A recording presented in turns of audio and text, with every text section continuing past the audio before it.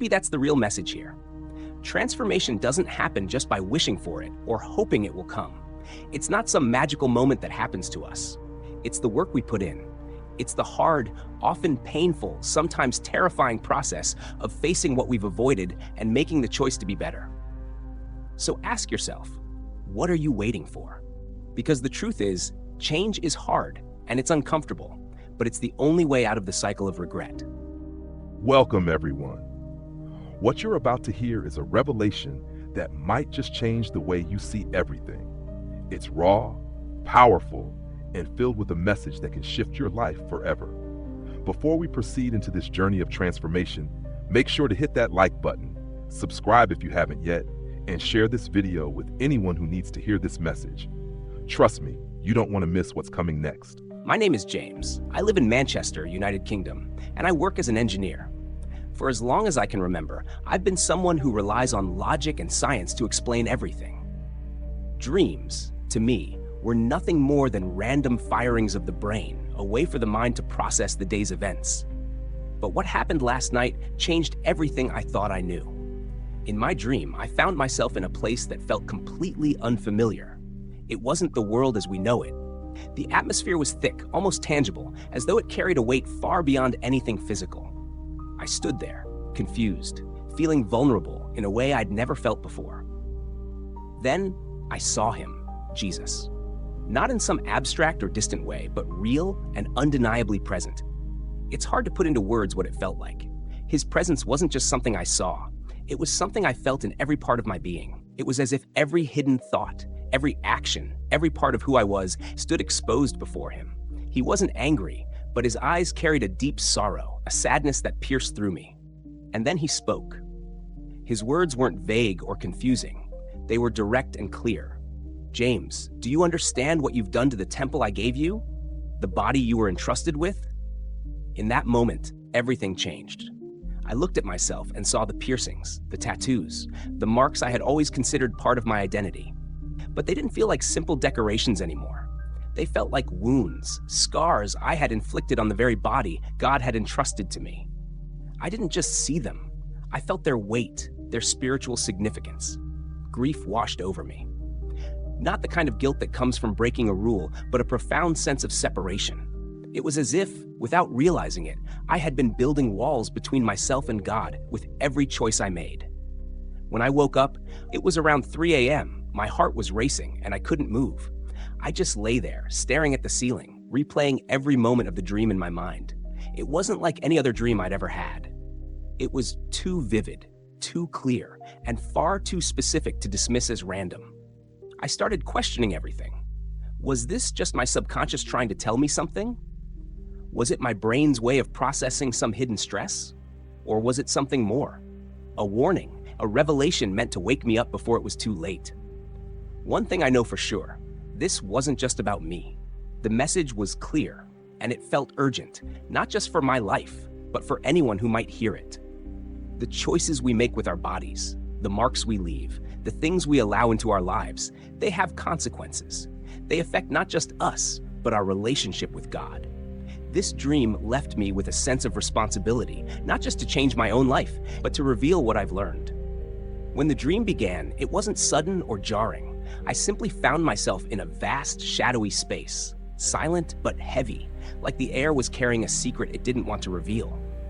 It felt like being pulled into a hidden dimension of reality, one that you can't prepare for because you don't even know it exists. As I looked around, the environment was eerie, almost surreal.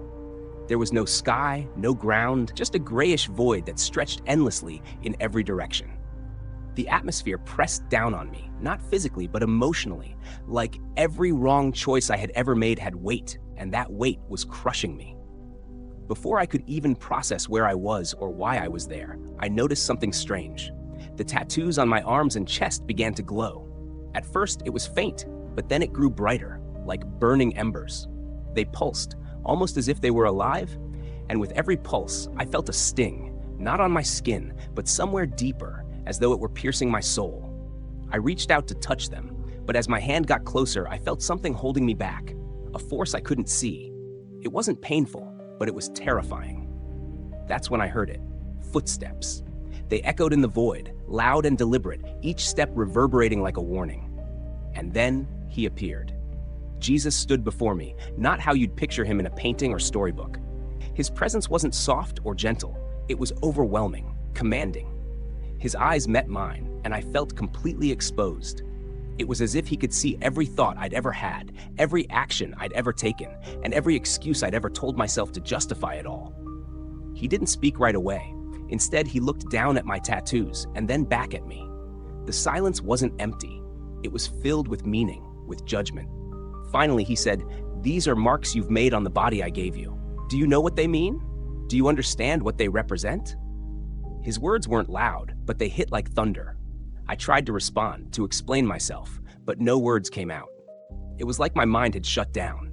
He wasn't angry, at least not in a way I could recognize. But there was a deep sadness in his voice, a kind of heartbreak that felt worse than anger ever could. What struck me most was how real it all felt. I could see every detail of his face, the texture of his robe, the way his presence seemed to reshape the space around him. Dreams aren't supposed to work like that.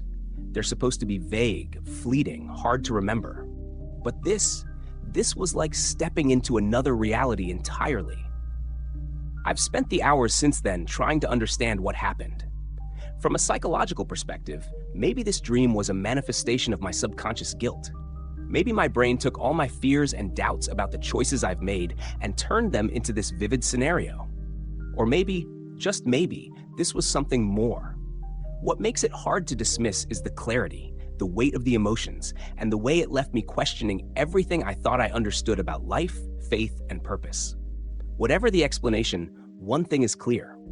This wasn't random. It was deliberate. It was a message, and it wasn't just for me. If you've ever had that nagging feeling in your chest, that quiet voice telling you to rethink your choices, don't ignore it. This isn't about superstition or fear-mongering. It's about understanding that the things we think are insignificant, like a tattoo, a piercing, or a habit, might carry consequences far deeper than we realize. When I got my first piercing, it felt like a rite of passage. Everyone was doing it, and it seemed harmless, just a small mark of individuality. The needle went through, quick and sharp, and then it was done. I remember looking in the mirror and feeling proud, like I had claimed a piece of my identity. The same thing happened with my first tattoo. The process was painful, but addictive. It was like leaving a permanent stamp of my story on my skin. But I never thought about the deeper meaning of these choices. Why would I? To me, they were nothing more than self-expression. That's where the dream changed everything. In the dream, I was standing in a stark, empty room. The walls were a dull, lifeless gray, but the air felt charged, almost electric. I could hear faint whispers, words I couldn't quite make out. They weren't in a language I recognized, but somehow I understood their meaning. They weren't words of encouragement or approval. They were warnings. I looked down at my body, and the tattoos I had always seen as beautiful started shifting, twisting. The designs moved like living creatures, reshaping themselves into grotesque forms. My piercings, once subtle and decorative, grew heavier until they felt like weights pulling me down. I tried to remove them, but my hands wouldn't obey. Then I saw him. His gaze wasn't angry, but it wasn't gentle either. It was piercing, like he could see right through me. He pointed to my tattoos and asked, "Do you know the story you're carrying?" I didn't have an answer. I had never thought about it that way. I just stood there, frozen, as he explained. The tattoos weren't just art. They were marks, and each one carried a meaning far beyond what I intended. Some were linked to symbols I didn't understand when I chose them. Others were connected to ideologies and energies that I had unknowingly invited into my life. The piercings? They weren't just decorative. They represented openings, gateways, he called them. Gateways to what, though? The explanation wasn't mystical or cryptic. It was painfully logical. Every action we take, he said, leaves an imprint, not just on our bodies, but on our minds and souls. Tattoos and piercings are no different. They're decisions that can shape our identity and open us to influences we don't even recognize. From a psychological perspective, I started piecing it together after I woke up. Could it be that the symbols and designs we choose reflect our subconscious fears, desires, or unresolved traumas? Maybe the act of permanently marking our skin is a way of externalizing internal struggles. But what happens when we don't fully understand the significance of what we're marking ourselves with? That's where the fear comes in. What if these marks carry unintended consequences? What if they connect us to energies, memories, or ideas we don't want in our lives? It's like walking into a room full of strangers and handing them the keys to your home without asking who they are or what they intend to do. I don't know what frightened me more, the idea that I had unknowingly invited these influences into my life, or the realization that I had never questioned it. I had followed a trend, a momentary impulse, without considering the weight of it. If you've ever felt that nagging discomfort after a decision, that quiet voice in the back of your mind saying, "What have I done?" Listen to it. These choices aren't just personal statements or aesthetic decisions. They're declarations, and declarations have power. What are you declaring? And are you ready to carry the consequences of that declaration for the rest of your life? I had the dream during a quiet, restless night. It started in a way that felt so ordinary, a walk down a familiar path. The surroundings were blurred, as if my mind couldn't fully commit to the details. But as I walked, I felt something shift. It wasn't just the air that grew heavier. It was the weight pressing on my chest, like something unseen was watching, waiting. Ahead, there was a light, soft but unwavering. I can't say it called to me, but I felt compelled to move toward it, like my body was acting on instinct, dragging my mind along for the ride. And then I saw him. Jesus stood there, not like the paintings or the statues I'd seen growing up. He wasn't distant or unapproachable. His presence was real, almost tangible, and overwhelming in its simplicity. His eyes met mine, and in that instant, I felt completely exposed, as if every layer of pretense and defense I'd ever built had been stripped away. I wanted to look away, to hide, but I couldn't. It wasn't his stare that held me, it was the understanding behind it. He knew everything about me. Every thought I'd tried to bury, every action I justified to myself, every fear I hadn't dared to voice. He didn't speak right away, but I could feel his question. It wasn't loud or forceful. It was a quiet, steady whisper. "Why do you run from what you already know?" I opened my mouth to respond, but no words came out. Instead, memories flooded in, moments I had ignored, times I had chosen the easy path over the right one. I felt the sharp sting of conviction, the clarity of seeing myself through a lens I had avoided for years. And yet, there was no anger in him, no condemnation, just mercy. It was the kind of mercy that breaks you because you know you don't deserve it. It wasn't permission to keep going as I had been. It was a chance to change, an invitation to step into the light I had always feared. When I woke up, my heart was racing. For days, I couldn't shake the feeling of that gaze or the question he had asked. From a psychological perspective, I started to analyze it. Could this be my subconscious forcing me to confront truths I'd been avoiding? Dreams, after all, are where our mind works through unresolved conflicts. But this didn't feel like just my mind. It felt external, something bigger than me, breaking through the noise of my thoughts. I know the fear of missing out is real. We all feel it in different ways. We don't want to miss opportunities, experiences, or connections. But this dream left me with a deeper fear, the fear of missing the truth about who I am and what I'm meant to be. You might think dreams are just random firings of the brain, and maybe that's true for some. But what if they're not always random? What if they're trying to show us something we're too afraid to see when we're awake? I don't have all the answers, but I know one thing for sure. Ignoring that kind of moment, whether it's in a dream, a conversation, or a fleeting thought, isn't worth the risk. If you ever find yourself in the presence of that light, that question, don't turn away. The hardest truth to face is often the one that sets you free. The dream wasn't something I expected. It wasn't pleasant or comforting. It was like standing at the edge of a cliff, staring into an abyss that demanded I face myself. It began in darkness, not the kind you fear as a child, but a heavy void, like the absence of everything I thought made me, me. I was walking, but not on anything solid. The ground shifted beneath my feet, almost like it was alive, forcing me to steady myself with every step. I didn't feel alone, though. There was this presence, pressing in from all sides, not threatening, but overwhelming. It carried a weight that made my chest tighten and my thoughts race. Then came the voice. It wasn't loud, but it cut through the silence like a sharp blade. It asked a simple question. Why are you still carrying it? At first, I didn't understand. Carrying what? My arms were empty. But as the words sank in, images started to flood my mind. Mistakes, failures, moments I thought I had buried so deep they'd never surface again. It was like watching a movie of my worst moments, but I wasn't just watching. I was reliving them.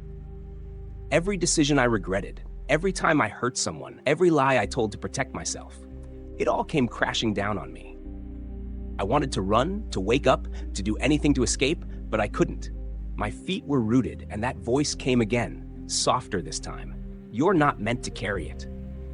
The gravity of those words hit me harder than any punishment ever could. It wasn't an accusation, it was an invitation to let go. And that's when I saw it, like a glimmer in the distance, a path, faint but unmistakable. It wasn't straight, and it wasn't easy. It looked rough, narrow, almost impossible to walk. But it was there, cutting through the darkness like a lifeline. The moment I saw it, I felt something lift. Like the weight wasn't completely gone, but it had shifted. When I woke up, I was trembling, my heart racing. My rational mind kicked in, trying to dissect what had happened. Maybe the dream was my brain's way of processing buried guilt. After all, dreams are known to dredge up unresolved emotions. The amygdala, the part of the brain responsible for fear, often goes into overdrive during REM sleep, creating vivid and emotionally charged experiences. But here's the thing. This didn't feel random. It felt purposeful, like my mind wasn't creating the dream so much as it was receiving it. And that terrified me because it left me with a choice. I started to think about what the voice meant by carrying it. How often do we cling to our failures, our pain, our shame, as if letting them go would mean losing part of ourselves? It's strange, isn't it? We hold on to the very things that destroy us because we're too afraid to face what life might look like without them. That dream showed me something I didn't want to admit. I was afraid of redemption. Afraid that the path would demand more from me than I was willing to give. But here's the truth I can't ignore. The fear of staying in that darkness, of missing the chance to step onto that path, is far worse. What about you? Are you carrying something you were never meant to hold? If you felt that pull, that quiet whisper asking you to let go, don't ignore it. The longer you wait, the heavier it gets. That path, it's there. It's hard, it's painful, but it's also the only way out of the darkness. You don't have to keep carrying what's crushing you. The question is, will you take the first step? I didn't expect the dream to return. After the first experience, I thought it was a one-time thing, an unsettling, almost intrusive memory my brain stitched together. But there it was again, waiting for me the moment I closed my eyes. This time, it wasn't the shifting ground or the suffocating darkness that stood out. It was a mirror. It floated in the void, impossibly large, and it didn't just reflect me as I am now. It showed everything. My past, my choices, even my thoughts. And the longer I stared, the more unbearable it became. I tried to look away, but something held me there. It felt like I was being forced to acknowledge everything I had avoided. Every excuse, every moment I told myself it didn't matter, came rushing back with unrelenting clarity. It wasn't punishment, it was exposure, and it was terrifying. From a psychological perspective, this could have been my subconscious at work. Dreams like this often stem from unresolved conflicts or guilt. The brain, specifically the prefrontal cortex, struggles to reconcile past actions with the person we want to be. But here's the part that keeps me up at night. What if it's not just psychological? What if it's more? The voice returned. It was sharper this time, almost impatient. You know what you need to do. It wasn't a question, it was a statement, plain and simple. And the weight of those words was crushing. It left no room for debate, no way to rationalize or deflect. It demanded action, not thought. When the dream came again, I finally understood something I couldn't grasp before. The fear, the discomfort, the sense of being trapped, they weren't just symptoms of guilt or regret. They were signs. A message, maybe. A warning, certainly. I've spent so much of my life running from what I knew deep down was wrong. I made excuses, distracted myself, justified the things I didn't want to face. But no matter how much I tried to avoid it, that truth kept creeping back in, finding its way to the surface. And when I stood in front of that mirror, facing all of it, I realized I had a choice. For days, I couldn't shake the dream. I analyzed every detail, trying to find some logical explanation. Maybe it was stress. Maybe my mind was trying to process emotions I'd buried for too long. But deep down, I knew that wasn't it. The truth is, I wasn't just being shown my flaws, I was being given a choice. A chance to stop running, to confront the mess I'd made of certain things, and to finally take responsibility. That's the part that scared me the most. The realization that if I ignored this, I might never get another chance. What are you avoiding? Is there something you've pushed so far down that you barely feel it anymore? Because if there is, let me tell you, it doesn't stay buried. It festers, quietly shaping your thoughts, your actions, and your life without you even realizing it. So ask yourself, what are you waiting for? Are you really ready to change?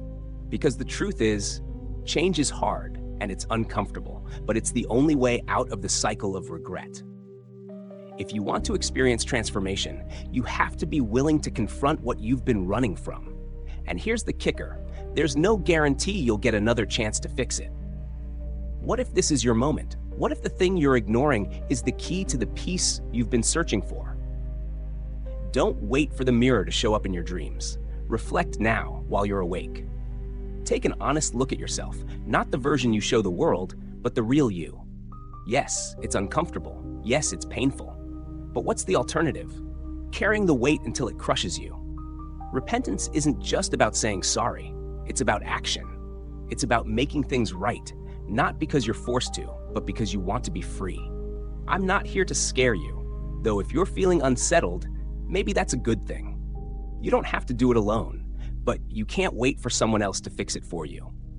The only person who can bring about the change you need is you. And that's what makes this moment so important, because right now, you have a chance to step into something new. And trust me, if you don't take that step now, if you keep pushing it aside, you might look up one day and realize that the moment you had, the moment of transformation, passed you by. Don't miss it. Don't let that moment slip away. Take a deep breath, reflect, repent, be redeemed. Before the choice is no longer yours to make, face the truth and make the change you need. It won't be easy, but it will be worth it. Now that you've heard the revelation, it's your turn. What's one change you're ready to make in your life after hearing this? Drop a comment below, maybe even say a prayer for yourself or someone who needs it. And remember, if you found this video impactful, like, share, and don't forget to subscribe so you never miss an empowering story like this again. Your transformation can start with one small action.